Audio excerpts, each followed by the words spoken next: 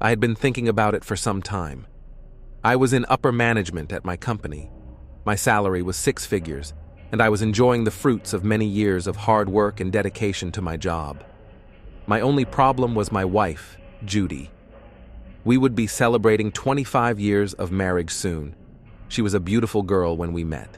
Her figure was absolutely incredible. She was smart, energetic, supportive, loving, and faithful.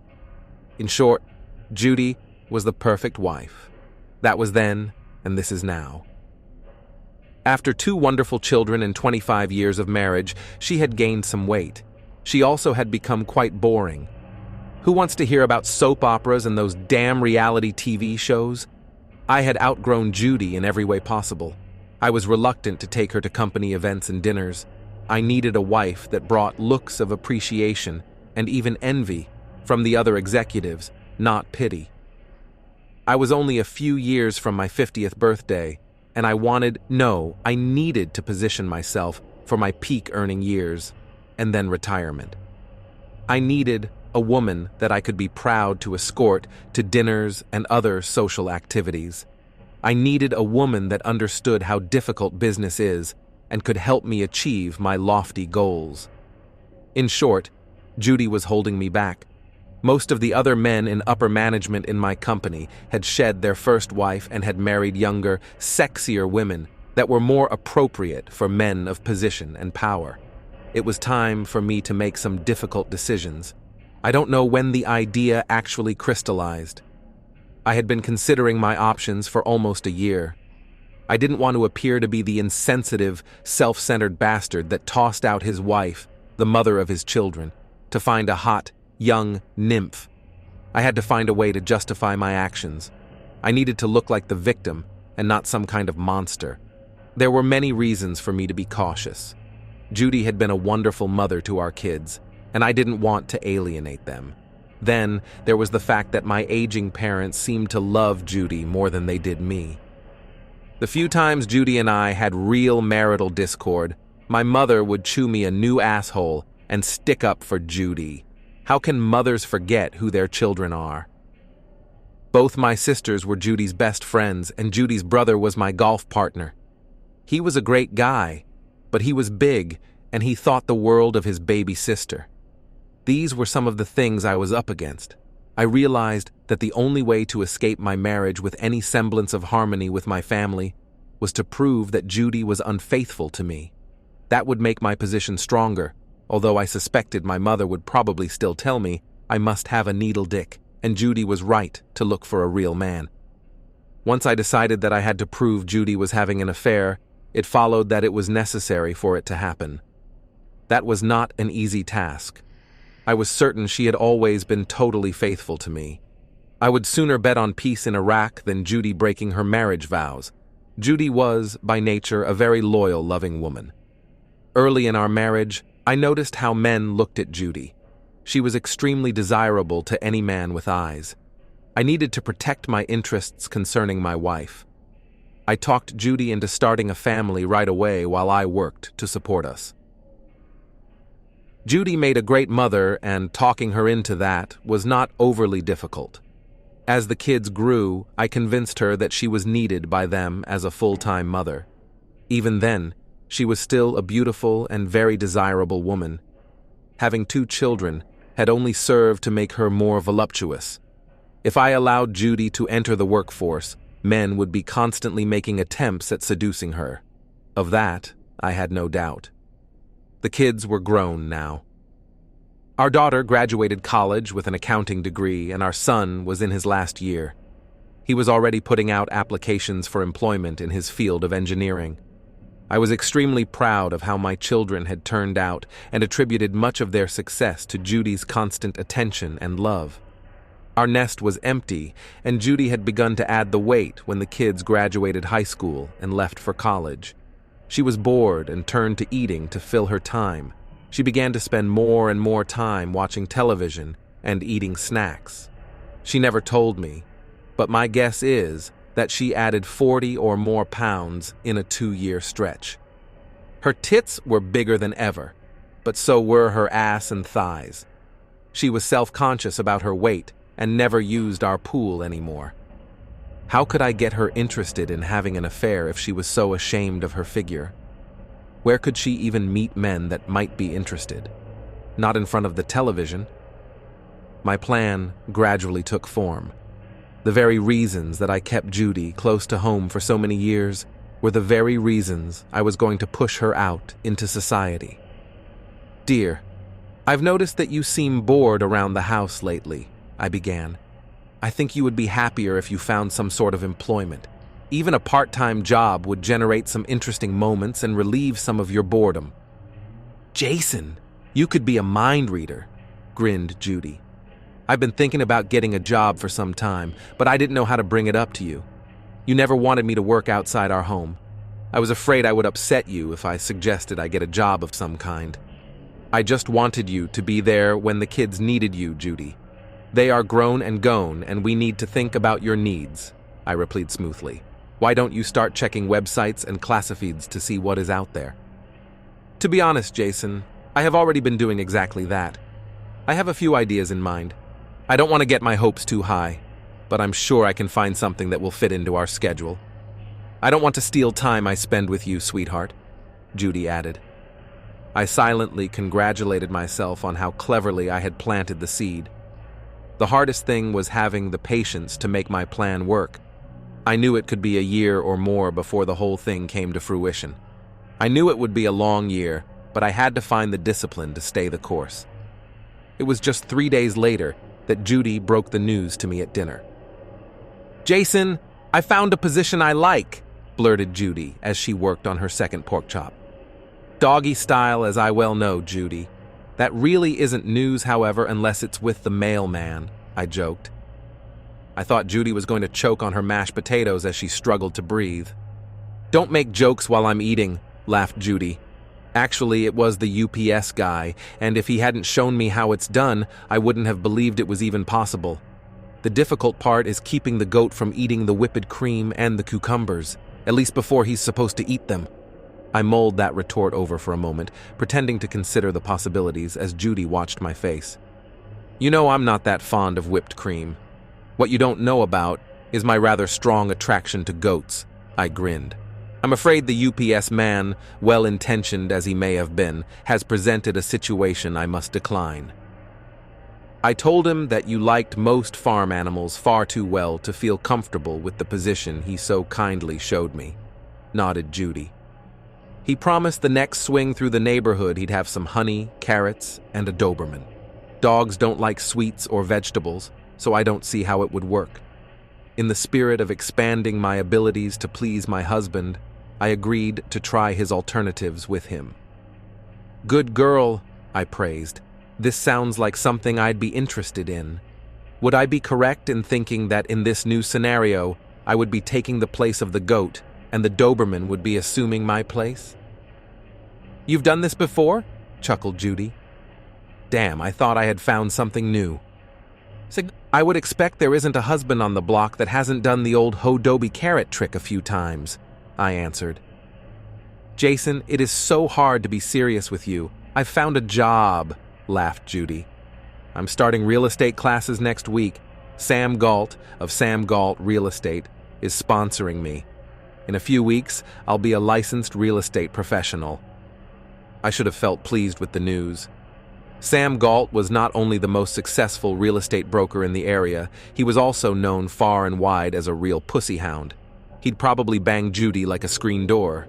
Somehow that thought made my stomach turn. "I know all about his success with the ladies, Jason. I saw you scowl when I mentioned his name. You never have to worry about me. I can take care of myself. Besides, he'd never want an old cow like me." "He'd fuck a snake if he could get his head under the rock," I retorted. "He'd have no qualms about fucking you or any other cow that gets in his pasture." Judy jumped up and ran to the bedroom and slammed the door. It occurred to me that I had made a couple blunders. I had more or less agreed with her assessment that she was a cow, and I had protested her involvement with Sam Galt. He fit into my scheme better than any other man in the entire Poconos. I would have to work on my natural tendency to be possessive and jealous. Would that bastard fuck my wife? Was she too chubby for him? Who did he think he was, refusing to fuck Judy. I realized I was jumping the gun and decided it was time to step up the game. I went into the bedroom and found Judy crying with her head buried in the pillow. I sat down on the bed and began to rub her shoulders. "Judy, I'm a jackass. We were having a great time and I stupidly ruined it. I promise I'll never suggest that your relationship with Sam Galt is anything less than professional," I avowed. "I trust you completely and will never let you see any form of jealousy from me ever again." "That didn't hurt nearly as much as when you agreed I was a cow," wailed Judy. "I'm just a fat, middle-aged housewife. Why am I trying to kid myself by getting a job in sales? People don't buy from pigs. I should settle for something more appropriate for an old cow." "If that is the problem, let's solve it, not bitch and moan about it," I proposed as I rubbed Judy's ample ass. "Tomorrow I'll sign us both up at Silver's gym. We'll get into shape together.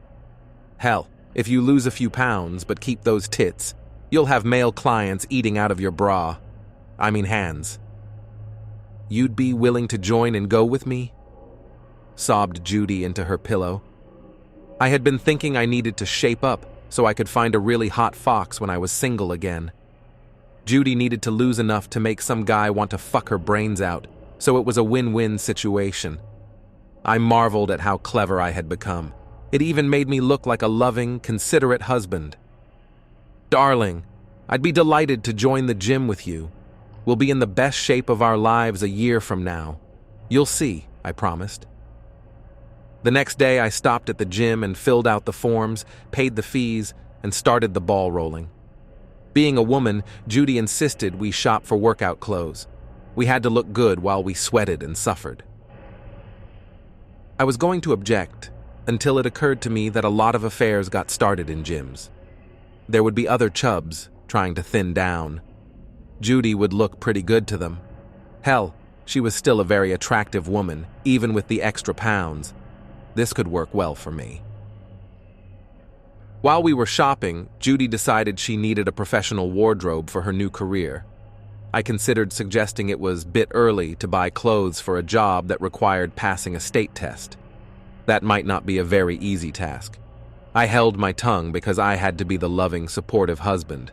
We could afford it, and besides, if I could prove adultery, I would save tons more in the settlement than the clothes cost. It took a couple days to buy all the accessories Judy felt we needed to be stylish as we suffered. She also changed her food shopping habits. I couldn't find a potato chip in the goddamn house. We had cauliflower, granola bars, and other weird shit for snacks. Meals were smaller and always included salads. Judy didn't starve herself or me, but she certainly cut our caloric intake. We would meet at the gym after Judy finished her classes for the day. She told me all about her day as we used the treadmill. I had to wonder how she could walk that far, that fast, and still be able to speak. I was sweating like a butcher and barely able to nod in agreement from time to time. I'd get up every morning sore and tired and wonder if the whole plan was worth the effort. It was a little easier the second week, so Judy increased the speed we walked, and then the slope. As we grew accustomed to the weight machines, she added more weight. She watched me like a hawk, always pushing me to the limit. I resented it at first, then I realized she was pushing herself even harder. We spent around 90 minutes in the gym, and Judy was working hard every minute. Then, just for the hell of it, Judy began to teach herself French. She decided to learn to read and write French to help her relax from studying real estate so much. It just seemed to me that beer was a much better alternative for relaxing. The day came for her real estate test. She was extremely nervous, and I did all I could to assure her. I had helped her study and had learned a fair amount about selling property as a result. I waited in the lounge while Judy took the test. I actually fell asleep. All the exercise we had been getting was increasing my stamina, but I found that when I relaxed, I really relaxed. Judy woke me up by shaking my shoulder. "Hey, Rip!" she laughed. "I passed the test." "How do you know already? Don't you have to wait for the results in the mail?" I asked. "Get out of the Stone Age, Alley-op," grinned Judy. "Computers are all the rage. I only missed one question. Sam will be glad to hear about my score. There was that name again. This time I kept my smile. I knew Judy was watching me closely. I had to wonder to myself why the UPS man couldn't fuck her instead. Those guys were supposed to be good at seducing housewives. It just seemed better to me to be cuckolded by a stranger than that damn Sam Galt. Then I wondered why it made a difference to me. I had no answer for that question. Finally, I told myself that Judy should have an enjoyable experience when she first strayed. Then, I would put her through hell when I told all our relatives and tossed her ass out. I had to admit my plan wasn't perfect. As the weeks went on, Judy had more than a few failures in selling real estate. In fact, she hadn't made a sale, or even come close. I was worried that she would give up and go back to sitting home and eating bonbons. If that happened, the UPS guy would be my only hope. We kept going to the gym and we kept eating salads. I began to notice a difference in my appearance. I dropped back to a 34 waist, and my shirts fit like they were supposed to fit. My stamina was much better, and several women in my office commented on how improved my appearance was. I realized that when the time came, I would be able to pick and choose Judy's replacement. I secretly admired myself in our mirror more than a few times. I was the man. Sam Galt had a buyer sign a contract on one of my listings today. Judy beamed. When and if it closes, I will be getting $5,220. It isn't a fortune, but it's a start. I think I've been concentrating on selling too much, Jason. Listing agents make the easy money. From now on, I'm focusing on listing properties for sale, she added. It's a great start, Judy, I exclaimed. Do you want to celebrate? One thing Sam taught me is not to spend the money or even celebrate the sale until the check is in my hand. Too many things can happen before the closing. Sam has been extremely considerate and helpful, admitted Judy. I knew why. He wanted to fuck the hell out of my wife. He was in the be professional and polite seduction stage. It will be a couple of months before he gets to the show me your appreciation by giving me a blowjob stage. This guy was a snake. It's a good thing he was an integral part of my master plan. Otherwise, I would have torn his balls off and shoved them down his throat. True to her word, Judy began beating the pavement, the bushes, the developments, and the even farmlands for listings. By the time her first closing approached, she had 5 other listings under contract and $42,000 due when they closed. The week before the closing, she wrote a contract on a farm she had listed herself. The agreed-upon price was $845,000, and her commission as listing and selling agent was over $35,000. If she kept her pace, her income would easily outpace mine in her first full year. Sam has invited us out to celebrate after the closing Thursday afternoon, Jason. It will be my first check, although it looks like there will be a lot more. He is taking us to the Sugar Notch restaurant. He has invited the whole sales team, secretaries included, as well as all spouses. It'll cost him more than I'll be making on the sale, but he feels I've demonstrated I'm worth every penny, concluded Penny. That bastard could afford to spend money on pieces of ass. I did some quick calculations and concluded that Judy was making the fucker a fortune. I was hoping one of the other salesmen would step to the plate and bang Judy before that shithead Sam plowed her. That sounds great, darling. My only problem is I have to go to Maryland Thursday night for an early meeting Friday morning. I'll have to leave by 9 or so to get some sleep and be alert for my early meeting, I stated. Jason, you've been so good to me. I appreciate everything you've done and how supportive and patient you have been the past few months. I'd be the most selfish bitch on the planet if I complained about you having to leave. I'm just glad you can make it at all, she concluded. It seemed like the stars had aligned and my plan had a celestial blessing or some such bullshit. If I left Judy at the dinner party in the warm glow of her success and a few drinks, she would be a pretty easy target for Sam, the snake fucker Galt. Judy would be unfaithful, and I would be the wronged party. I wondered why the apparent success of my plan didn't make me happier. Thursday morning, I packed an overnight bag before I went to work. Judy and I had agreed to meet at the restaurant since it was on the way to Maryland. I would be able to stay longer if I didn't have to take her home and then drive all the way back on my way to Maryland. I was saving over an hour on my journey. I got to the restaurant before Judy, so I sat down at the bar and had a drink. While waiting for her to arrive, I spoke with several of the salespeople Judy worked with. Everyone congratulated me on my beautiful, resourceful wife. Sam Galt even shook my hand and spent 10 minutes telling me what was good about Judy. He never actually said anything indecent, but I know how a man thinks. Trust me. Finally, Judy walked into the room. I wasn't looking in her direction when she arrived, but I noticed the silence that fell over the room, so I turned to look to see what had caused it. I almost shit my pants. Judy was in a clingy black dress. It was cut low and it was short. Her cleavage was a vision and her legs were fantastic. I had been admiring myself in the mirror a lot and not noticing Judy's metamorphosis. Her waist looked tiny, like she was an actual hourglass. I had trouble breathing as she glided across the room and kissed me. Soon, she was the center of attention, and rightly so. She laughed, smiled, joked, and schmoozed with every man and woman in the place. She practically held court. There were several younger women there that had been enjoying a lot of attention before Judy arrived. Now they were all but ignored.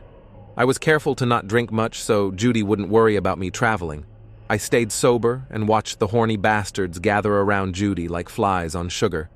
It was obvious quite a few of the men wanted to get into Judy's panties, but the big bull, Sam Galt, made it clear he was first. It's amazing how easy these things are to see when you know what to look for. I was sure Sam not only knew I had to leave, but was hoping I'd get my ass out the door soon. "Well, sweetheart, I have to hit the road. You look incredible tonight and I'm proud of you, darling," I told Judy as I gave her a kiss. "Don't stay out too late and don't do anything I wouldn't do." "Thanks so much, Jason. I'll be careful, don't worry. That reminds me, Jason. The brakes on my car suddenly started making a grinding noise, so I took it to Ollie's garage this morning. I think—" "Don't worry about it, dear," I interrupted. "You'll be able to get a new one, any color and make you want. I'll see you tomorrow night." As I turned to leave, I saw Sam Galt step in next to Judy and engage her in conversation. He was wasting no time getting her into bed. All I had to do was wait a couple hours and go home and catch him in our bed. I had purchased a new digital camera with a good flash so I would be able to record the event for posterity and my family, Judy's family, and the courts. I drove to a little bar about 5 miles from home and settled down to wait. I had to be patient and be sure Sam had enough time to talk his way into Judy's bed. My bed as well. As I nursed a beer, I considered how well things had worked out. It was uncanny, really.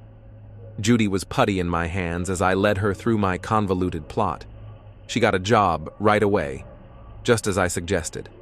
Who would have thought she would have found one so lucrative? She went to the gym with me, with very little urging.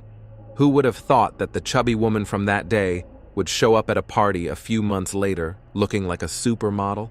Hell, she'd be better off without me anyway. I considered my next step. After a few months as a divorced, successful, and fairly handsome guy, I'd get back into the dating scene. How hard could that be? I'd just have to be careful I didn't get a gold digger that would take me for everything I had. I found an honest, intelligent, sincere woman once, so I could do it again. Judy would have no trouble. She was making good money and could take care of herself. She had already lost most of the extra weight she had added over the years and looked great. I noticed her tits were a little smaller, but not much for the amount of weight she had dropped. She certainly seemed comfortable at her party, chatting with everyone and laughing at their jokes and comments. Judy had a way of making a guy feel special. That was why I had to watch her so closely over the years. If I hadn't, she probably would have been stolen from me years ago. I was so right to keep her a stay-at-home mom. It was obvious that now that she was slimmer and in the workforce, she was in constant contact with men that wanted to seduce her. Then the thought occurred to me, how could I keep a new, younger wife away from the wolves? I sure didn't want to start another family to make her stay home. She would be at the gym or at work or at various social functions, and I'd have to watch her every minute. What if she had a high libido and I couldn't keep up with her? Judy had always enjoyed sex with me, or so it seemed, but she was not one of those women that lived for sex. She lived for her family and for me. Hell, she wouldn't do anything to hurt me or anyone she loved. That was why the sex with Judy was so gentle and controlled. She wanted to love and be loved, not fucked. That dumb bastard Sam would never understand that. Judy was a lady and should be treated like one. I was beginning to feel uneasy as I thought about Judy with Sam, or with anyone actually. Other men wouldn't understand or appreciate her moods, her humor, her love of family, and her character. She was the whole package and deserved the best. If that was the case, why was I trying to set her up to have an affair? It dawned on me that I was the problem. It wasn't Judy. I was getting older and felt like I was missing something, but I had no idea what it was. Somehow I had decided that Judy was holding me back, but from what? How could being a wonderful mother and wife hold me back? It was my youth that I felt slipping away. A younger woman would simply make me feel older, not younger. Would anyone care for me, my parents, my kids, my health like Judy did? Hell. I knew the answer to that question. What had I done? I stood up and headed for the door, hoping I wouldn't be too late. As I drove toward home, all kinds of thoughts banged around in my underdeveloped brain. The trip seemed to take forever. What would I do if I did find Sam in our bed when I got home? Kill him and toss Judy out? I knew I would never do either. I was more apt to kill Sam than risk losing Judy, regardless of her actions. Suddenly, I needed her more than I ever had, and more than I had ever needed anything. I would tell Sam to leave and ask Judy to forgive me for being such a fool. A grim smile crossed my lips as I considered the irony. I was prepared to find my wife sleeping with another man and ask her to forgive me. I just hoped she didn't have any feelings for that asshole and that it was just sex, as cheating spouses claim so often. I was prepared to accept that and be damned glad to hear it. The problem was this: Judy wasn't the type to have sex without an emotional attachment. I was sure of that. I saw the strange car parked in my driveway, in front of my garage door as I drove down the street. I felt a lump form in my throat as I parked next to it. The front door was locked, so I carefully unlocked the door and proceeded toward the bedroom. Then I heard it. Voices were coming from the master bedroom. I had screwed things up royally. I briefly considered leaving, but I knew it was something that I had to face and try to correct. Running from it would not solve it. As I approached the door, I could see a ray of light sifting under it. I slowly turned the knob, fearing what I would find. Taking a deep breath, I pushed the door open and stepped inside. Judy screamed in surprise as I suddenly appeared. I looked around and couldn't see anyone else. What were the voices? Then I saw she was wearing the earpiece she uses when she listens to her French tapes. She was alone, studying French. "What the hell are you doing, Jason?" demanded Judy. "You scared me to death. I'm still trembling. Look at my hands shake. You burst through the door like some sort of murderer or a jealous husband or... Jason, were you expecting to find someone with me?" The moment of truth had arrived. What should I tell her? Sometimes little lies are better than the truth. That was one thing marriage had taught me, except it was usually about things like taking out the garbage or cleaning the basement. Was there any way I could squirm out of the mess I had made or tried to make? Then I saw a large carrot next to Judy, and I knew I would be home free. It was apparent she wasn't expecting any company this night. "I'm looking for that goddamn Doberman. I see the carrot there. Is UPS delivering this time of night, or were you expecting someone else? Whose car is in the driveway?" Judy turned as red as I had ever seen her get. I never used it," blushed Judy. "I was missing you and, well, I was lonely." The car is a loaner from Ollie's because my car's brakes were really bad. Judy, you were incredibly beautiful tonight, and I couldn't go to Maryland. I got Jack to cover me at the meeting, and I rushed home to you. You are the best wife a man could ever have. I choked out as small tears formed in my eyes. Jason, you have been so supportive to me. You encouraged me to find a job, helped me study for my test, bought me all kinds of clothes, and helped me lose weight, smiled Judy. I am in your debt and very much in love with you. In fact, I think I love you more than I ever have, and that is a lot. Then you won't mind if I eat that damn carrot from the place I suspect it was intended, and then replace it with something a little warmer? I asked. That would be super, darling, but don't forget the honey, and hurry. FedEx may be here any minute, laughed the love of my life.